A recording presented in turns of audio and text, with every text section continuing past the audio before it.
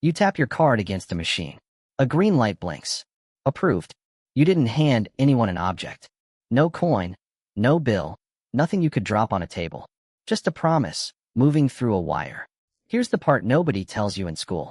That promise, the invisible one, not the metal one, came first. Before coins, before markets, before the word money existed anywhere on Earth.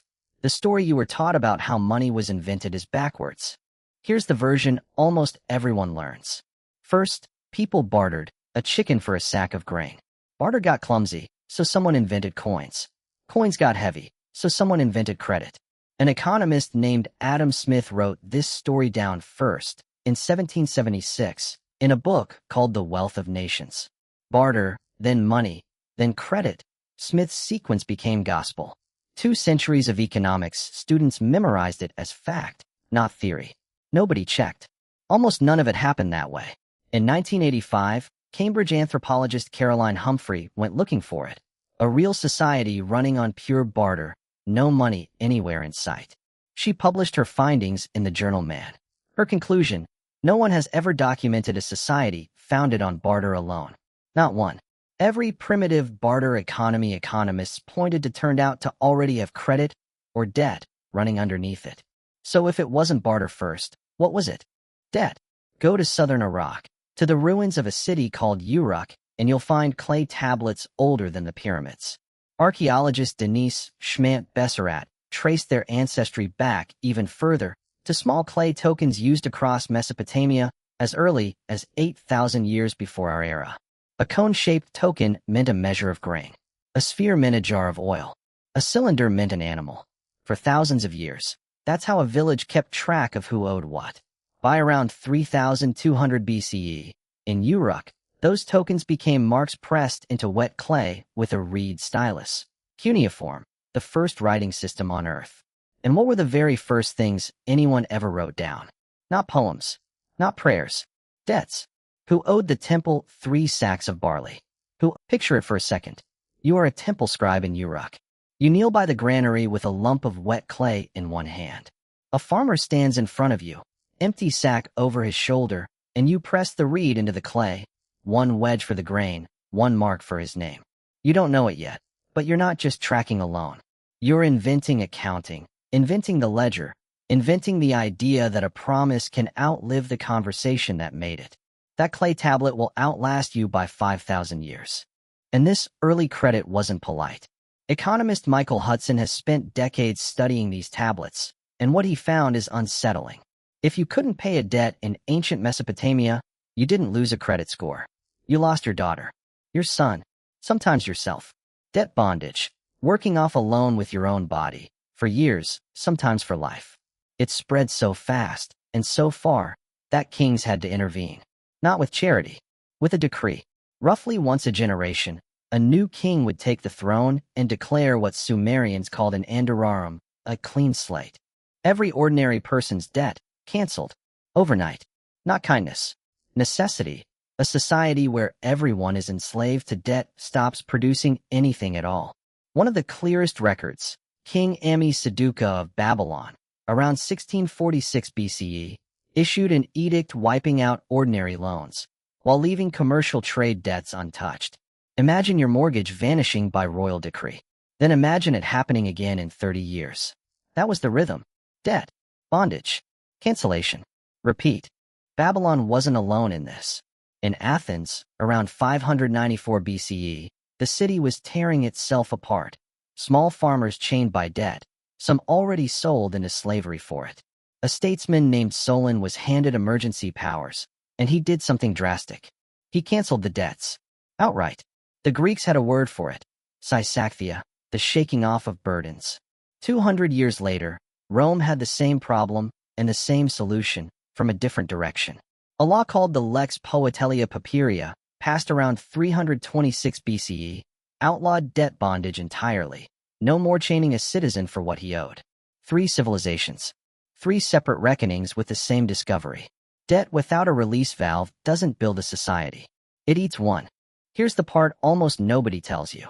Coins, the thing we assume debt was invented to escape, didn't make debt disappear. They made it colder. The first coins appear around 600 BCE in the kingdom of Lydia, in what's now western Turkey, under a king named Aliats.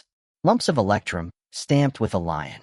For the first time in human history, a debt wasn't a relationship between two people who knew each other's names. It was a thing. Anonymous. Transferable. Owed to no one in particular, just whoever is holding it. Yale economist William Goetzmann calls this one of the quiet turning points of civilization. The moment debt stopped being personal. And once debt stopped being personal, the kings stopped forgiving it. The clean slate, the andarorum, the Sysacthia, mostly disappeared with the coin. A stranger's debt doesn't need mercy.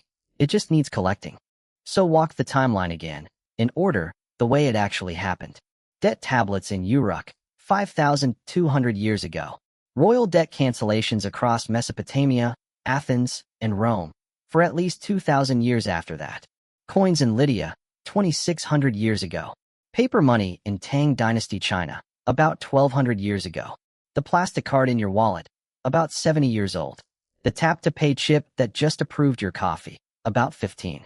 Everything you think of as how money works is the newest layer, sitting on top of the oldest human bargain there is. Which brings us to tonight, and the notification that's waiting on your phone. That's the same wire your card moved through this morning. Not grain, not silver. A 4,000-year-old promise, stripped of the one thing that used to occasionally erase it. A king who needed you alive and working. Your credit score is Mesopotamia's debt tablet, minus the clean slate. That tightness in your chest when a payment is late, when an app sends a red alert instead of a green light. Some part of that reaches back to a system built when an unpaid debt could cost you your child. You didn't invent that anxiety. You inherited it. It's older than the alphabet that's writing this sentence. The notification on your phone and the wedge in wet clay are doing the exact same job, keeping score of an obligation indefinitely until it's paid. This isn't ancient history staying ancient, either. In 2022, the United States government tried something that rhymes with an andarorum almost exactly, a plan to cancel a slice of student loan debt for tens of millions of people. It reached the Supreme Court. It got struck down in 2023. The debate wasn't really about the dollar figure. It was the same argument Babylon had with itself for 1,000 years earlier. Does a society occasionally need to wipe the ledger clean, or does a debt, once made, become sacred no matter what it costs the person carrying it? Different century, same fight. Nobody in that courtroom was thinking about Samaria. The tablets were arguing anyway. None of this means the old system was better. Nobody is arguing for debt bondage, or for your family's fate resting on whichever king happens to take the throne next. We have bankruptcy courts now instead of royal mercy. Interest rate regulation instead of a steal in a palace courtyard. Consumer protection law instead of hoping the next king is generous. And to be fair to the coin, and to the credit score, and to the whole cold, anonymous machinery of it.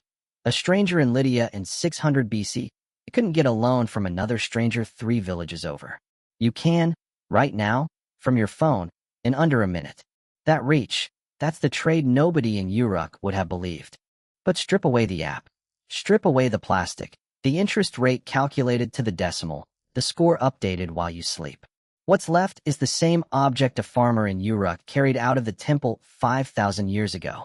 A promise, written down somewhere you can't see, waiting to be kept. The tablet just got harder to read. Which might be the actual problem. Not that we owe, but that we've forgotten we ever had a choice in how debt gets to treat us. Every few generations, someone has to ask the Babylonian question again. Is this debt still serving the people who owe it, or just the ledger itself? Nobody's required to answer that today. But somebody, eventually, always does.